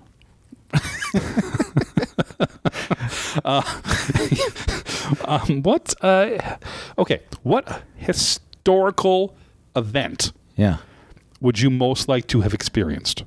Actually, can I tell you a story? That's why I asked the question. So me and my sons at the dinner table the other day, were talking about what superpowers or if we had 3 wishes, what kind of wishes we would do. Fair enough. And so my wish was to have Superman's powers. Okay. But go back and be able to live extremely long and go back in time and live through all the different eras, knowing I wouldn't die, right? But still be able to experience the Crusades, like Wolverine, like experience the Crusades, experience Shanghai, Japan, or not Shanghai, Japan, but feudal Japan, all that stuff. Yeah. Honestly, the thing I would love to do the most, and this sounds so weird. Okay, I would like to have been in London during the Jack the Ripper killings. Interesting. Yeah. Because you're a white dude and you know you're not going to get attacked. No. Oh, sorry. In this scenario in my head, I know everything that's going to happen. So the third wish. So just know, the third wish was that I still had an iPhone-like device that I could still search. That I could still search stuff, so I knew where to be on what days. Okay. So you could. Okay, that was my third wish. So, so Jack the Ripper's. Yeah. So Jack the Ripper, and I would have I wanted to catch Mary when he tried to kill Mary Kelly. So save Mary Kelly, catch Jack the Ripper. To this day, I don't know of a public photo that is more gruesome than the Mary Kelly movie. Than the Mary Kelly, and it's out there. It's public. Oh yeah, it was in the newspapers. It was in the newspapers. Yeah. Like, how is this public? Yeah, like, you know what I mean. Like, I can't think of another photo like that. Yeah, and thank God it's black and white and really old, because that's the only way you can look at it. It's the only saving grace. If that was like today's phone cameras, you got a problem. Yeah, it's gross. All right, that's a good answer. Yeah. What about you, man? If I had to pick one, I'd go to 1807. Okay. And to the Napoleon losing a battle to bunnies. Napoleon losing a battle to bunnies. Tell me more. So it was July of 1807, and he had arranged to have a rabbit hunt. Okay. On his property. However, rather than having wild animals, his chief of staff elected to round up a bunch of tame rabbits. So the number is anywhere from several hundred to 3,000 that he found of these tame rabbits. And he let them all out on the grounds, and Bonaparte and his, retinue go out to have this hunt. But because they're not wild, scared animals, they all turned and came at Napoleon and all of his people because they wanted food, and humans gave them food. So like 3,000 rabbits were jumping on them and like pawing and like attacking them. So they had to jump in their carriages and ride to safety. That's awesome. And I think it'd be funny just to sit there and watch Napoleon be attacked by rabbits and watch him run away. You know what I would love to do as part of my thing? I would love to go back in time to Napoleon's time and just push him over. I think he's just a little guy, right? Yeah, you're a big I just want to go and just push him over. Yeah, and then run, because he'd probably kill you. But yeah, that'd be fun. Yeah. Let's talk about other fun times and periods in time. Like, again, I would love to been like when like the Musketeers were around. Yeah. Like that kind of era. That would be cool. That'd be cool.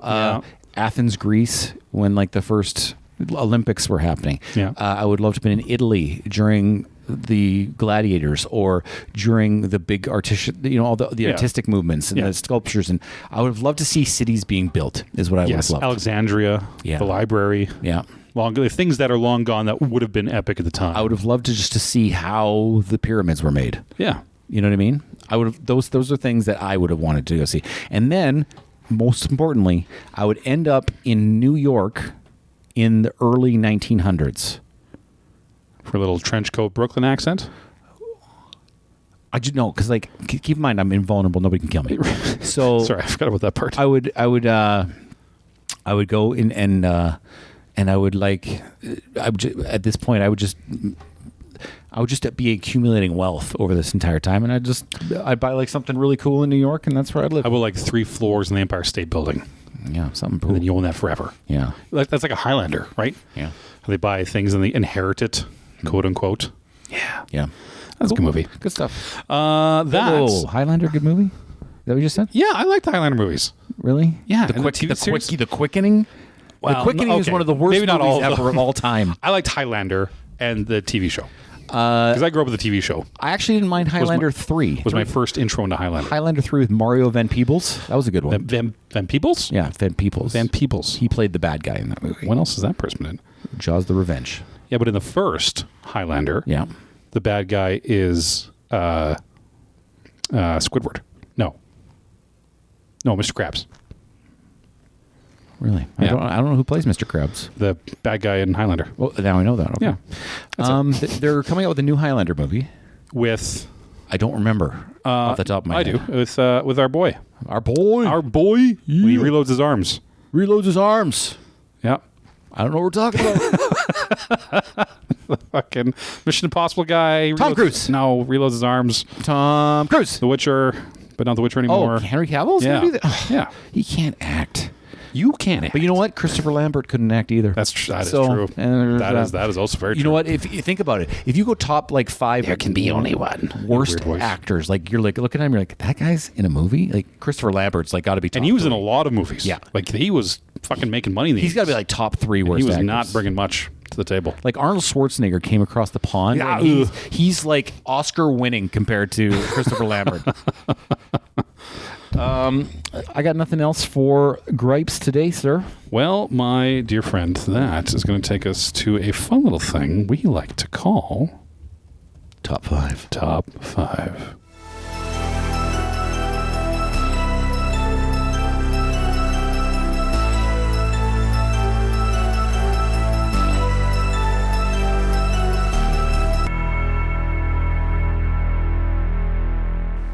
Welcome back to the Top 5. For those of you who don't know how this works, one of us, today it's Tanner, has messaged me what today's top 5 topic is, and then we come up with our top 5s independently. Independently. We don't let each other know what it is. Independently. And we reveal them one at a time. And if we happen to get the same one at the same number, It's happened once before. we shake hands and make fun sounds and sing. Yeah. This is a really fun game. I'm telling you right now, we are not doing this today. I don't think we're going to do it today. I have turned it on its head. I've got some really funny ones and some embarrassing ones. Okay. And yeah, we'll see. So today's top 5 are actors who were replaced during the show and or movie's run. And that's it. Yep. Yep. Let's start our top with number 5. It'll start with me. You might have this one. This one's probably my most popular one. Okay. But Viggo Mortensen replacing Stuart Townsend. Stuart Townsend? Stuart Townsend, yeah. Townsend. Yeah, as Aragorn in the Lord of the Rings movies. So they filmed a bunch of stuff with Stuart Townsend, who belongs on that list with Christopher Lambert. Yeah. Okay. And they replaced him with Viggo Mortensen. Now, we didn't get to see the Stuart Townsend stuff right away. I think there are some. But you can watch. Yeah, they got screenshots of it. You can watch. Screenshot. Anyway, I just wanted. This is kind of like my throwaway, my family friendly one where everyone kind of agrees with it, like because Viggo Mortensen kicked some serious ass in the Lord of the Rings. Yeah, he really did. That's one of the spots. It's hard to imagine a character that's not Viggo, right? He's that good right now. That Aragorn is Viggo. Yep. Which shows he's got a cool name too. Viggo Mortensen. Name another movie where everyone says Viggo. Is that the name of the movie? Never mind. I'll tell you later after. We'll tell you. Trust me, I'll tell you later, and you'll be like, "Oh, that's why you said later." Okay. Number 5. Nice and easy one for me out of the park is Morty Seinfeld in Seinfeld. Oh, he did get replaced. Yeah. So the second episode of Seinfeld. Yeah. Jerry's father is played by Phil Burns, and then afterward, and for the rest of the entire running of the show, it was played by Barney Martin. For the remainder of the series. Yeah. And basically, they wanted the character to be harsher. And if you watch the second episode, you can see that Phil Barnes is very laid back and like, oh, it's okay, and blah, blah, blah. They just wanted to be more out there and loud. So they got Barney Martin. Which is weird because you got Jerry Stiller. You don't why we have the same tone on both those characters? Well, I don't mean harsh as in like Jerry Stiller, but you know he gets a loud dad. But yeah, you're right. Yeah. There's 2 loud dads. Fair. Number 4 with the most embarrassing entry on my. I think can I tell you some backstory? There's backstory with all mine. Okay, sure. Backstory up. There was something you just did when you grew up in the 80s. Okay. Masturbate. No. Okay, and this is what it was. Okay, during the summer holidays, I was home alone. You sure was? I'd be on the phone with girls and hear me out. Okay, sorry. And you'd watch Days of Our Lives together.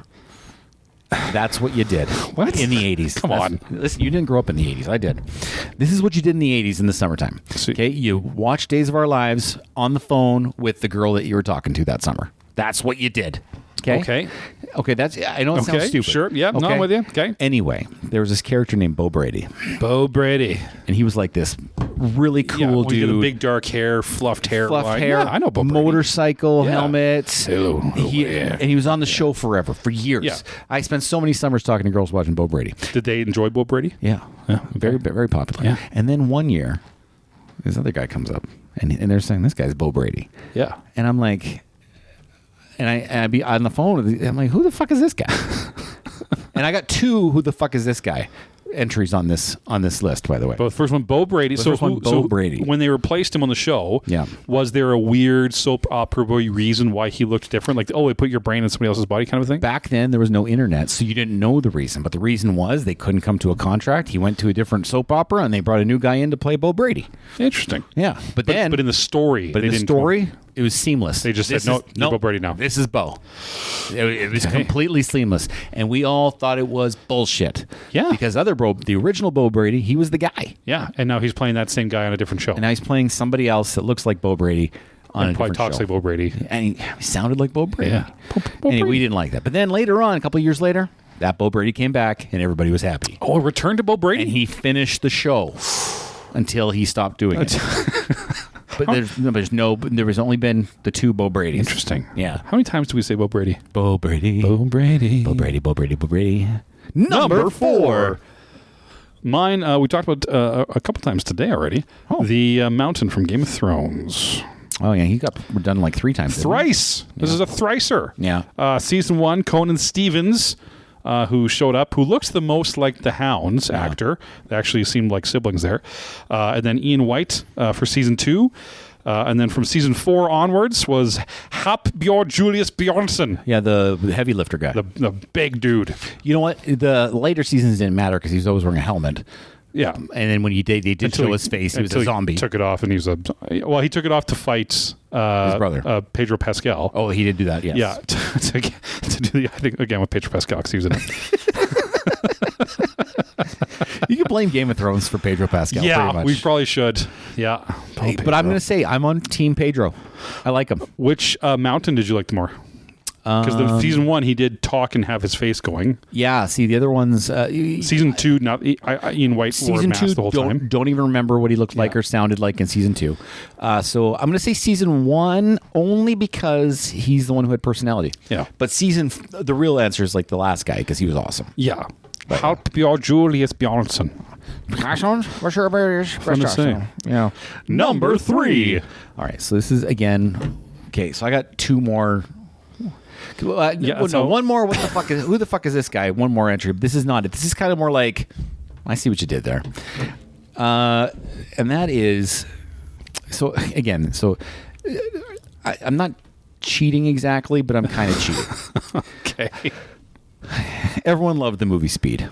The movie Speed was amazing. Speed's a great movie. And they're like, we need to make another Speed because it was super popular. Yeah. And Keanu's like, I don't think I want to do that. Yeah. And they're like, oh, yeah? Well, we're going to make it without you anyway. And then we're going to cast Jason Patrick in Speed 2. And then they're like, oh, wait, this Speed 2 is not about Keanu. It's about Sandra Bullock. She's the main character now. Yeah. And Jason Patrick's in it. Hard change. And nobody liked it. It's got to be. Wait, did Jason Patrick play the same character as Keanu? Didn't play the same character. This is why I'm kind of cheating a bit. Yeah, okay.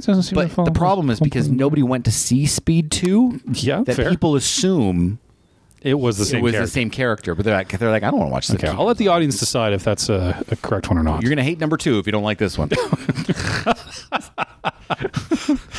Number 3. I have Lacey Goranson for Sarah Chalk for Lacey Goranson for Sarah Chalk. Oh, that's got to be Roseanne. That is Roseanne. Yeah. Yeah. October 88. Big Sarah Chalk fan. Yeah, because you're a human being. But yeah, they went back and forth for Lacey Goranson, started in 88. She's good, though, too. She went for 5 years, and then they switched it out, and Sarah Chalk came in, and then she went till 93, and then Sarah Chalk left at 95, and then Sarah Goranson came back in 96, and then who left, and then Sarah Chalk. They finished up in 97. Yeah. Yeah, and they played it light in the show. Like, they always would be like, one of them would show up at the change, and Roseanne was like, "What the fuck, who are you? What do you mean, Mom? I'm your daughter." It's like, yeah, okay. Like, they always kind of played it off like they knew what they were doing. But yeah, that was always kind of the running joke of, oh, which Becky is it going to be? You know, Roseanne's such an underrated show. That was such a funny show. I think it's way more watchable today. Probably than it was then. I don't know if it's just because the stories hit better today. I don't know. But yeah. So good. Yeah, it's good. Number 2. Okay, you're not going to like this. I'm cheating a little bit. God. So you got to get back into my head. Okay, so the year is 1988. It's so dark in there. The year's 1988. Okay? And I go see Ghostbusters 2. And Winston Zedmore's in that movie, and first thing I turned to whoever I went with, and I didn't say fuck, but I'm like, who the fuck is this guy? It's Winston. No. You don't understand. I don't. Okay? This is before the internet. Okay, and before we read a bunch of credits. Okay, yeah. Winston had short hair and a mustache and looked manly. Yeah, he was a dude. Okay, yeah. In the second movie, he had no facial hair, and he didn't have a traditional like afro like you would expect. Okay, it was as if he had a puffy perm. Okay. Yeah. So he did not look like Winston in the first movie at all. So my reaction was literally, who the fuck is this guy? There's no Winston. Thinking it was a different actor. Yeah. And I didn't like it. I'm like, I don't like this guy. I want the original guy back. But it's the same guy. But it's the same guy. Yeah. Okay. But the appearance was so goofy in the second movie that it just took away from the entire I'm going to have to look at that again. I don't remember off the top of my head. I'm telling you, Winston Zedmore in number 2, you're like, what is going on here? Interesting. So I thought, the reason why it's here is because I thought he was recast. Okay. And it made me angry. Okay. I will again leave it to the audience to decide. Winston Zedmore, Ernie Hudson, Ghostbusters Part 2, 1988. Remember, I was 10 years old. Give me a break. I'll give you a little break on that one. Number 2. This one bothers me as much as that one. Is fucking we lost Henry Cavill for Liam Hemsworth, the shittiest of Hemsworths for The Witcher. For The Witcher, yeah. You're mad that the shitty TV show lost their shitty actor for their continuing shitty TV show? I'm sad the shitty TV show lost the really good actor for the shittier actor. You know what? I'm gonna go. I'm on Team Hemsworth here. Come on, Liam Hemsworth. Cavill can't act his way out of a paper bag. Liam Hemsworth can. Better than he can. No, Cavill's so bad at acting. This little Aussie boy's like, Katniss, there's a reason why he's the new Highlander. There's a reason why he's the new Highlander. No, I'll fight you in that. Henry Cavill just needs to be left alone to do his fun projects, and I'll watch him. Like I still say, when I watch Deadpool and Wolverine, and they had the Henry Cavill Wolverine, I'm like, this should just be the Wolverine now. Let huge Jackman go. Oh, it probably will be. Yeah. Number 1. That was a little guttural. I got really guttural. Okay. Should we try the same thing, but more like a happy young girl chant type of one? Number 1. God, we were loud. Why were we so much better at the second one than the first one? My number 1. You know what? There's a chance you might actually have it. I don't think. Okay. I don't think you will. You might. My number 1 is also very mainstream. Mine's pretty mainstream. Yeah. My number 1 was recast due to a death. Season 1 of Spartacus. Andy Whitmore. Oh yeah. Andy Whitmore played an awesome Spartacus in season 1. Yes, he did. And then between seasons, he passed away from cancer at age 39. And they replaced him with a guy named, I don't remember. No one does. And Liam something. Hemsworth? His name? No, it wasn't Hemsworth. Liam Hemsworth. It was Liam something. And he had no muscles. So you're like... Yeah, he's way smaller. You went from Spartacus, but like no definition even. Yeah. Like... No definition at all. You're just like you and me with our shirts off. You're looking, you're like, that's Spartacus? It didn't look like Spartacus. You know what I mean? Because all they did was work out. Yeah. Except he didn't work out at all. Yeah. Like, I don't know, if put it this way, if someone said, hey, I need you to be in season 2 of Spartacus. Yeah. And I need you to be Spartacus. Yeah. I'm going to, even me, I'm going to be like, I guess I got to work out. Yeah, I guess I probably should go to the gym. I guess I'd do a couple runs at least. Not Liam McIntyre. He said, no way. He said, I'll show up. I'm just showing up. So I will say a big shock, big disappointment. Yeah. But, I mean, he's still a good job character-wise. Had to do it, but... He's still a good job character-wise. Because, you know, Spartacus is awesome. And shout out to Spartacus, the new season coming out this fall. Yeah, shout out to Spartacus if you watch it. Yeah. It's good. Are you going to watch this new season this fall? It's actually called the House of Asher. Yes. So I'm not sure how that's going to work because he got pushed off a cliff. I was related to the Asher Netflix horror show, the House of Asher thing. Yeah, I'm not sure how they're going to do that because he got pushed off a cliff in season 3. So he tuck and roll, man. Tuck and roll that shit. Down a whole mountain. Roll out of it. Yeah. Yeah. We'll see how that happens. Number 1. Talk to me, Goose. Mainstream, but people were a little upset about it at the time, but I think people have calmed down, is replacing Edward Norton for Mark Ruffalo as the Hulk. Yeah. For a big one. Originally, people liked Edward Norton. I do like Edward Norton. And people were upset when Mark Ruffalo was cast as him in the Avengers. I ranked Incredible Hulk much higher than you did, I think. You did, yeah. Yeah. But I would say now people are I would say Mark Ruffalo has weathered that quite well. Yeah, everyone's used to him now. To be a Bruce Banner. Yeah. But that was one of the bigger ones. They just didn't bring him back. He didn't. They just didn't want to come back and kind of get the feel for it. Yeah, it was something. I forget what the actual reason was, but there was something going on there where he was like, "Man, I don't want to come back." Because Edward Norton's always kind of been a diva, though. But he's Edward Norton. But do you think they regret it later on? Seeing because now Ruffalo's done 9 movies and probably made over $50 million. If money was a thing, because Edward Norton already has fame. He's one of the most famous actors. So if money was a thing, he's mad. Yeah. Right now because that's 15 years of actually more than that. 17 years of bank because this guy could have made. Yeah. Right. I've just put it away. Yeah. That's my number one. It stands out. As the big one. I hope you liked our list today. Like I said, mine was a little more unconventional. Well, you kind of broke the rules, but yeah. A little embarrassing. Yeah, I watched a lot of Days of Our Lives in the 80s. I didn't know. I knew talking, lots on the phone. I didn't know talking on the phone, watching Days of Our Lives as youths was a thing. Yeah. My grandmother always watched Days of Our Lives. Yeah, no. It's how you connected with the chicks in the 80s. Bo Brady. Yeah. Perfect. Bo Brady. I'm told, Corbin, that you, sir, have a game for us. Okay, it's probably going to be something really stupid.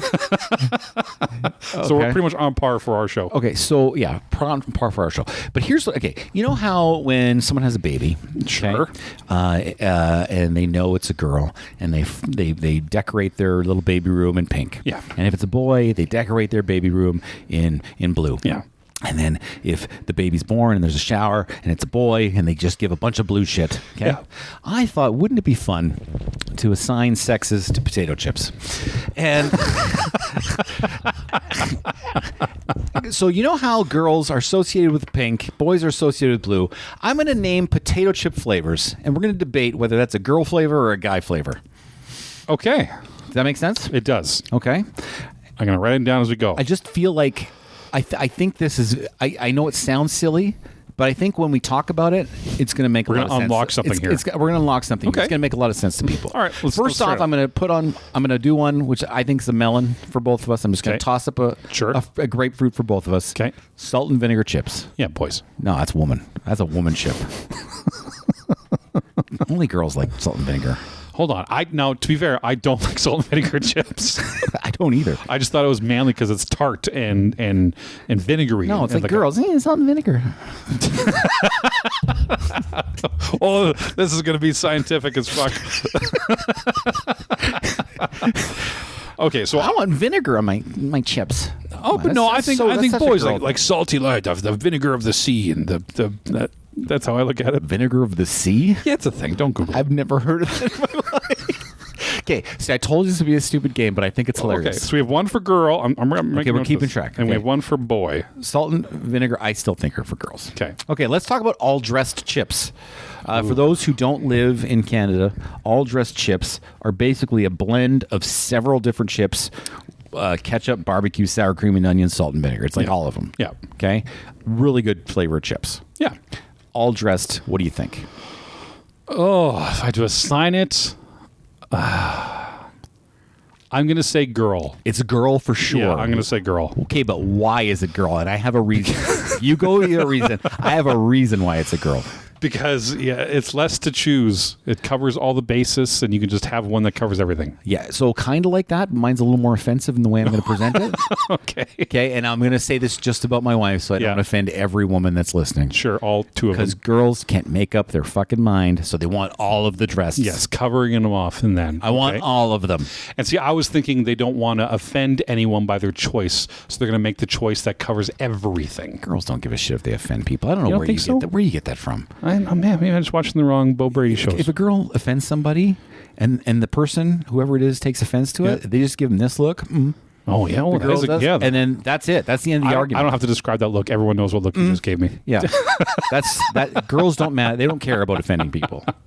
Okay, only think about it. Only guys offend people. Like no, like when, what you know what I mean? Yeah, sure. Because again, girls give that look, and it's like, oh yeah, you won in a court of law. I'm sorry, you won in a court. Right? Yeah, you know what I'm talking about. Yeah, I'm with you. Guys listening, you know that look. All dressed girls. And you know what? Girls listening, you know that look. You do. I'm not going to describe it because you do know what look that is. Ketchup chips. An ubiquitous and beloved flavor in Canada, often noted for its tangy, sweet, and savory taste. People like coming here for ketchup chips. Yeah, they're the best. Actually, really quickly, off the top of your head, who makes the best ketchup chips? Maybe Old Dutch. Old Dutch? See, and I'm a Lay's guy. Yeah. I love Lay's. Yeah, I would say no. Okay, I'm biased because my lovely lady wife is insane when it comes to ketchup and dips. Like a lot of ketchup will be put on items. Like she puts ketchup on potato chips? On all items. On items that deserve ketchup putting on. Like I'll dip a fry and like she'll like gouge fries in ketchup. Just dunk it. Just like doesn't dip it. There's dunks so much more sauce on the item that needs to be there. Let's expose this. Let's pull this Band-Aid away. Sure. What's the most absurd item that your wife puts ketchup on? That's a good question.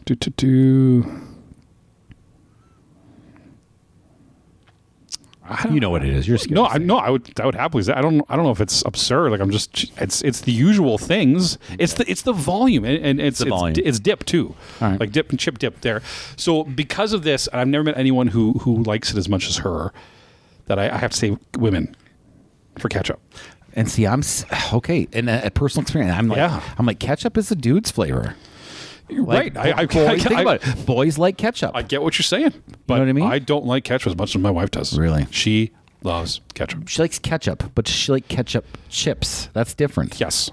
All right. Yeah. I still think it's a guy's flavor. Okay. I think we're just showing our biases here. But that's okay. That's kind of what the point of the game. That's kind of the point. Yeah, we're going to find out our biases. We're going to change the name of this game to Chipsex, just so you know. That's a better one. Yeah. Okay. Dill pickle. Is that a boy chip or a girl chip? That's a girl chip. You know what? It is a girl chip, but I think a lot of boys like it. Like I love dill pickle chips. I don't. You don't like anything, dude. No, I don't. I like lightly plain salted. Okay, I'm telling you right now. Look at me in the eyes, Yeah. and this goes out to all the fellas. All the fellas. Plain chips, are for bitches. Even the lightly salted ones, that they don't have as much salt. If it's plain, original, those are bitch chips. I step up to the fucking plate and eat some real chips. No, Dill's because Dill again, it's too vinegary. It's too the vinegar of the sea. And because you're not a man, I'm going to explain that metaphor. When I say step up to the plate, that's as if you were a batter in a baseball game about to get thrown at. I thought you were just putting. I think you're just putting chips on a plate. No, see, I knew you wouldn't understand that because you like plain chips. I fucking love this game. It's a good game. All right. Okay, I thought dill pickle was a phallic thing. That's where I went with it. Because pickles are phallic. Okay. I've never eaten a bag of chips and thought dick before. Yeah. But okay. You know what this reminds me of? This reminds me of dick. Dick. These chips remind me of dick. Are you both saying girl for dill pickle? No. Yeah. You're saying boy? Yeah, I'm saying dill pickle for girls. Okay. Let's name the episode. These chips remind me of dick. So you know what? Actually, listeners out there, if you don't laugh at these chips remind me of dick, you have no soul. Rewind this back about 2 minutes, and when the first thing he says is dill pickle, you'll hear me giggle because the first thing I think in my head is like wieners. This is a fucking great game. This might be my favorite game we've ever done. All right, next. All right, this is a Ruffles flavor, sour cream and bacon. Oh. Yeah, that's boys. That's boys. That's boys for sure. I think anything bacon is boys. Yeah, I agree. Too many girls like, I don't like pork or whatever. Yeah, my wife hates bacon. Your wife hates bacon? Hates it. What? Yeah. I don't understand this. But here's the best part. It works out great for me because I fucking love bacon. So whenever she orders a thing with bacon, I get it. So I just get free bacon like all the time. 40% of the meals we go out to. But what's bad about that is like you want to go at home on a Sunday morning and you want bacon for breakfast. Yeah. You're probably not buying bacon and making it. Oh, I make myself bacon all the time. You make the bacon? Yeah, and I'll just sit there and stare at her and eat it. How do you cook your bacon? Ooh, that's a great question. Depends on the day, but I'm a pan fry person out of the gate. Yeah, because oven makes them too. I found too dried out. The perfect way to cook bacon. You want to try this out? Sure. You know how people take the pan and they lay the strips of bacon in the pan all night? Don't do that. Don't do that. Take the strips of bacon and just throw them in the pan. And however they land, that's how they land. One buggle of strip. And that's how they land. And then just stir them like as if you're stir frying bacon. Yeah. They turn out perfect. It's the perfect like fat crispness, but like regular. Interesting. I'm telling you, it's fucking stir your bacon. Sour cream and bacon is men. Oh, here's definitely this is a toss up or not a toss up. This is a grapefruit. Hickory sticks. I have a friend who. So we have a lot of chip manufacturing companies around our town. Yeah. And a friend of mine worked in one of the Lay's plants, and hickory sticks are made when pieces of the chips fall off the conveyor belts and they're chopped up into hickory sticks and reseasoned. Yeah. So because it's the leftover grunge crapshoots of manufacturing process left in the gutter bullshit, I'm going to say boy. All right, and I'm going to say none of those reasons, but smokiness, hickoryness. Oh, okay, yeah. But smoking. Barbecue. That's a man's. Yeah. That's a man flavor. Yeah. Hickory sticks. Men. Hickory sticks. All right. Yeah. So I guess a toss up then. This is pretty easy. Barbecue. That's a man flavor. That's a man flavor. Yeah. Yeah. Straight up barbecue. Yeah. But here's the thing. What's the thing? It's a man flavor, but I think women eat it more. Because it's men? I just think women like barbecue chips more than men, even Wouldn't though, it make it a woman even chip though then? barbecue, that's what I'm trying to say. Interesting. I'm like, we're quick to say man, but I think more women eat barbecue chips. Interesting. Is your first reach to barbecue chips? I don't think it is. No. I mean, I'll eat them if they're there, but it's not my first chip. You go send your wife to the store, she comes back with fucking barbecue chips. Interesting. Maybe are they doing it because they think we want it? No. Women don't do that. I don't care what anyone says. Women don't do that. They bring back what they want. They bring back what they want. And then if you don't like it, guess what they do? They give you that look. You're good at that look, Corbin. All right. That's because I get it all the time. I've seen it before. Jerk. Sour cream and onion. My favorite chip. Really? Yeah. That's so why do you like that woman chip then? Oh, you're going to say girl? Girl chip. I will also say girl. Yeah. But it's my favorite brand of chip. My favorite flavor chip. Have you tried gone to No Frills here on the west side? Sorry, we live in a city that has No Frills on the west side of the city. Yeah. And they have, it's the no name sour I've never cream. tried the no name ones. Hear me out. Yeah. Sour cream and onion rings. Ew. No, dude, I'm not lying to you.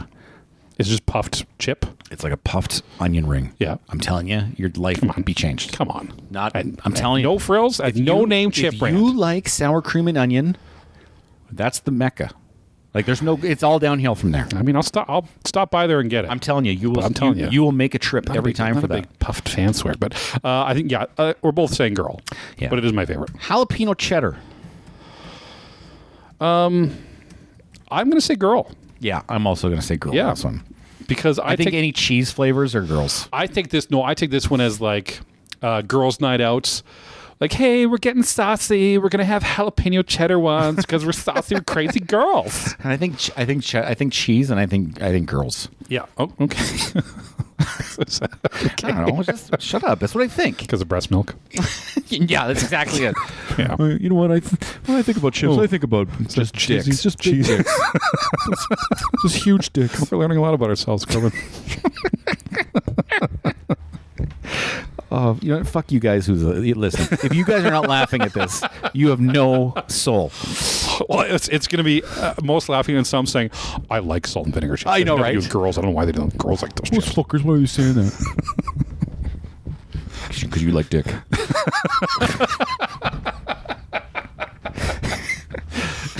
Dill pickle.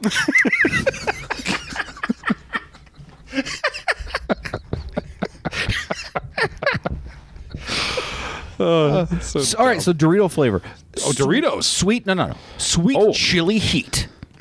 Oh, I'm going to say girl again. Yeah, I'm on man on this one. Okay. I think men like spice more than women like spice. I know in my family, my wife can't handle anything. I can't handle spicy anything. Well, that's, yeah, I assume that for you. But I'm saying most other men. Okay, so we're going to say girl boy. You girl boy, I guess. I'm going to say Doritos Sweet Chili Heats girls. All right. Yeah.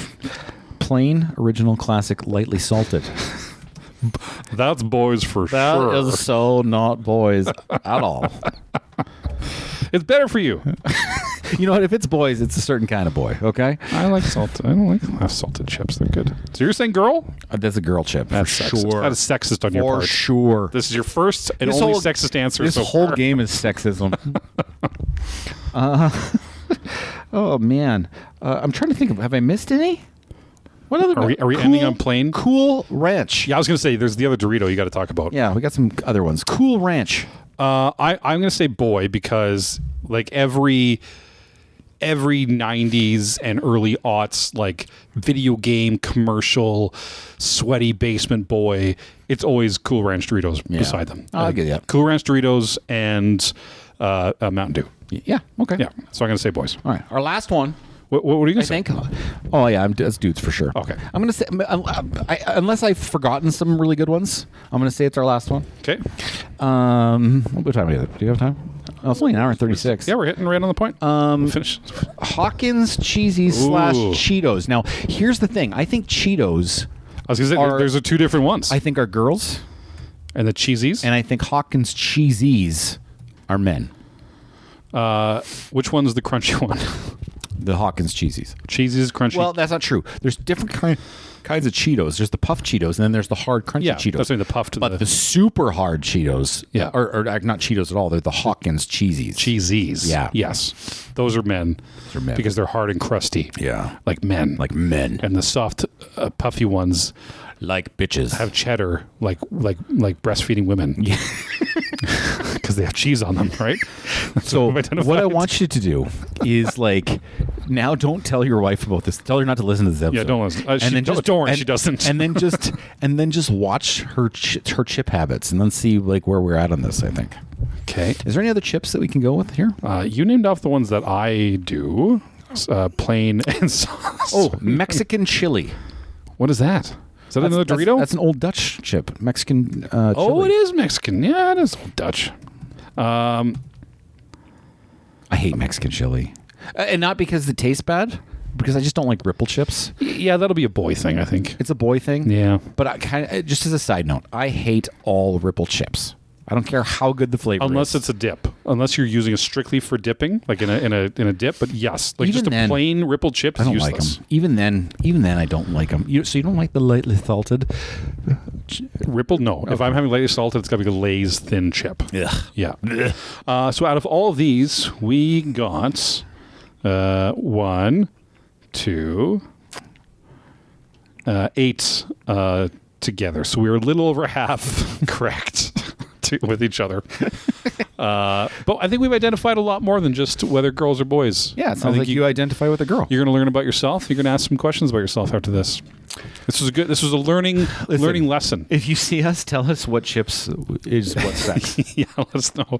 Let us know your favorite, and if you agree that it's a girl and or boy chip. How'd you like sex chips today? Chipsex. No, we're calling it Chipsex. I enjoyed Chipsex with you. A very interesting game. I think it's a fun game. Let's see what other item we can anthropomorphize into a sexual question. I was sitting there thinking, I'm like, because when I first thought of it, I was like, I was literally, we had salt and vinegar chips at the house, and I'm literally eating them. I'm like, this is such a girl fucking chip. That's exactly how this game came up. I'm like, this chips. No, it's a strong man, the vinegar of the sea, stepping out, going on the boats, catching the wild vinegars, and bringing it back to harbor and selling it for potatoes. So that's how this works. Catching the wild vinegars. And you can learn more about this more on our next TED Talk as we come back next time. That was fun, Corbin. Thank you, my friend. That's funny. Breast milk cheese loving chip, motherfucker. Wow. That was very impressive. That's very aggressive. Anyway, what do we? Next time we come together, yeah, I'm going to have another fun little game for us to play. Is it good? Is it going to be as good as Chipsex? Probably not as good as Chipsex. Okay. No, it'll probably be somewhere like Rice Sex.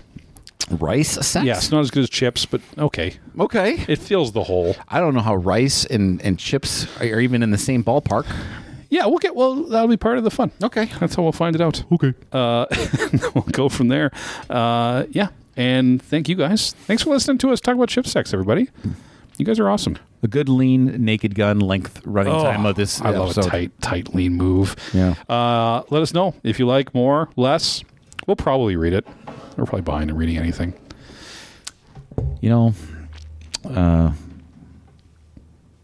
That's all I got. Okay. Talk to you later. But we forgot to. Why do we ask the question? No. Why do we care? It doesn't even matter to talk about it. I don't even care. Okay, love you. Bye.